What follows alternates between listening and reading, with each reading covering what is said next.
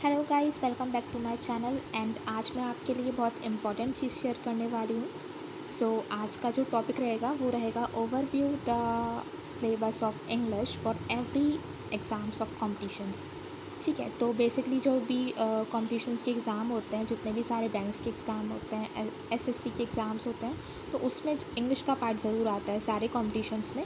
तो उसमें जो टॉपिक्स रहते हैं जिनके बेस्ड एमसीक्यूज़ आते हैं, तो वो सारे टॉपिक्स मैं आपको शेयर कर रही हूँ, जिससे आपको प्रिपरेशन करने में हेल्प मिलेगी। ठीक है, आप अगर चैनल पे न्यू है तो आप लाइक शेयर कमेंट कर दीजिएगा और चैनल को सब्सक्राइब कर दीजिएगा। हम स्टार्ट करते हैं। तो फर्स्टली जो टॉपिक रहता है दैट इज़ स्पॉटिंग एरर्स।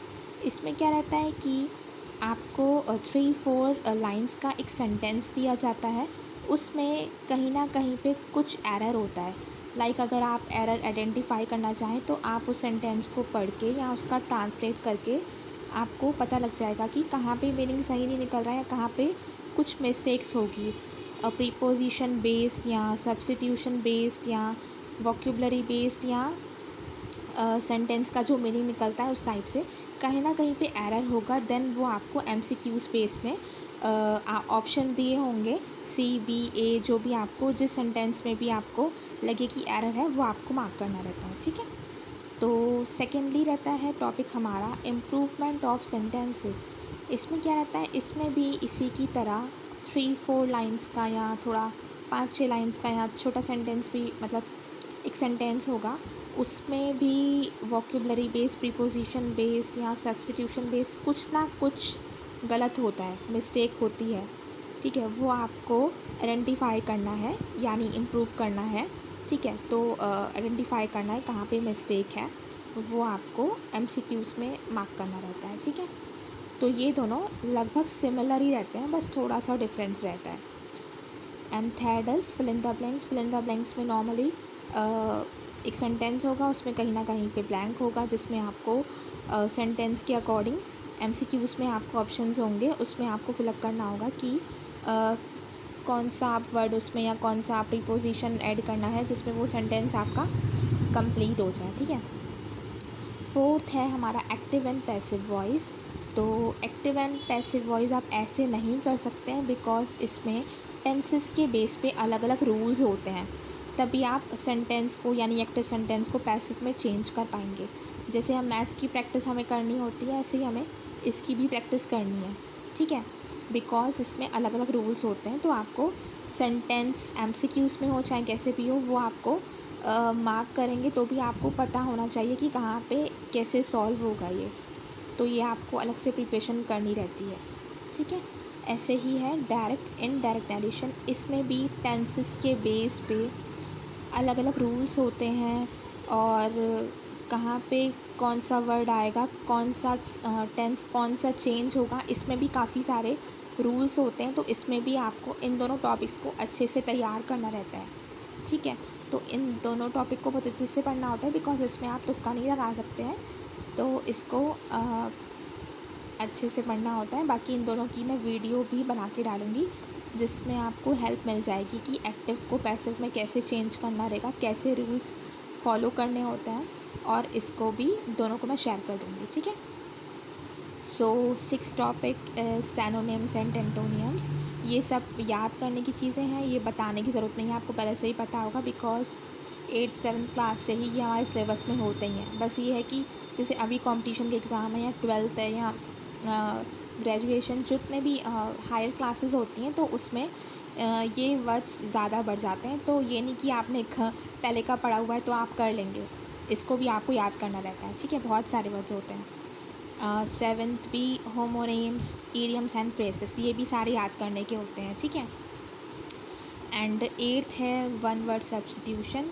इसको भी आप जितना ज़्यादा पढ़ लो उतना कम है, इसकी भी प्रिपरेशन आपको अच्छे से करनी होती है।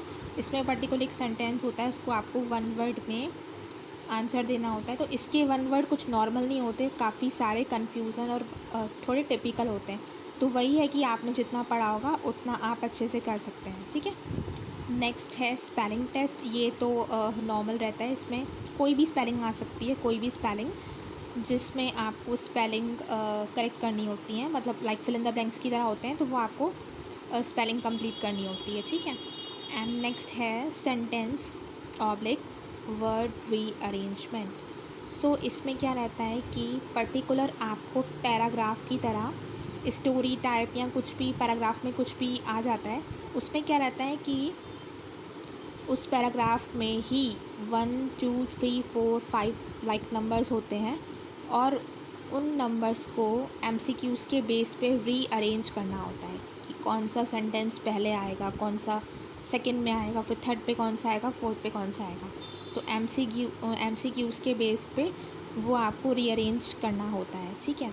इसमें भी अच्छे से प्रैक्टिस करनी होती है। काफ़ी सारे कन्फ्यूज़न क्योंकि कुछ टिपिकल भी आ जाते हैं जो कन्फ्यूज़न क्रिएट करते हैं, तो जितनी अच्छी प्रैक्टिस करेंगे आप उतना फिर आपका करेक्शन अच्छा होगा। एंड क्लोज टेस्ट में क्या होता है कि आपको इसी की तरह एक सेंटेंस या छोटा सा पैराग्राफ आता है उस तो क्लोज टेस्ट में भी एक आपका पैराग्राफ होता है। उस पैराग्राफ में भी 1 2 3 4 टाइप के सेंटेंसेस होते हैं, और हर सेंटेंस में एक ना एक डैश होता है फिल इन द ब्लैंक्स की तरह। तो उसमें प्रीपोजिशन, वोकैबुलरी, सब्स्टिट्यूशन, किसी तरीके से भी आपको उस सेंटेंस को पैसेज के अकॉर्डिंग उसको ब्लैंक को फिलअप करना रहता है। तो इसमें एमसीक्यूज़ होते हैं, उसमें आपके ऑप्शंस रहते हैं, तो आप पैराग्राफ को समझ के उसके थ्रू आपको फिल इन द ब्लैंक्स को करना रहता है, ठीक है। एंड कंपैरिजन ये अनसीन पैसेज की तरह होते हैं, क्योंकि अनसीन पैसेज हम लोग ने किए हुए हैं काफ़ी टाइम से ही, हमारी हर क्लास में आते ही थे। तो इसमें क्या रहता है कि छोटा पैराग्राफ तो नहीं होता है, अच्छा खासा बड़ा पैराग्राफ होता है। फिर उस पैराग्राफ में से आपको एमसीक्यूज़ में उसी पैराग्राफ में से क्वेश्चंस आते हैं, और उस क्वेश्चंस के आंसर आपको उसमें ऑप्शंस में होते हैं ABCD करके, उनके आंसर आपको पैसेज के समझ के आपको आइडेंटिफाई करना होता है कि इस क्वेश्चन का आंसर कौन सा है अकॉर्डिंग टू पैसेज, तो वो आपको मार्क करना होता है, ठीक है। तो मैंने ये सारे टॉपिक्स आपको आइडेंटिफाई मतलब समझा दिए हैं, किस में क्या रहता है, किस में कैसे क्या आता है। और बाकी कमेंट सेक्शन ऑन है, अगर आपको इन टॉपिक्स में से अभी भी मेरी वीडियो में कुछ समझ में ना आ रहा हो, अगर आपको कुछ पूछना हो या कोई भी टॉपिक की वीडियो आप चाहते हो, तो आप मुझे कमेंट में डाल सकते हैं, सो दैट मैं उसकी सेपरेट वीडियो बना दूँगी, जिससे आपको और हेल्प मिल जाएगी। सो आप चैनल को सब्सक्राइब कर दीजिएगा, and thank you so much.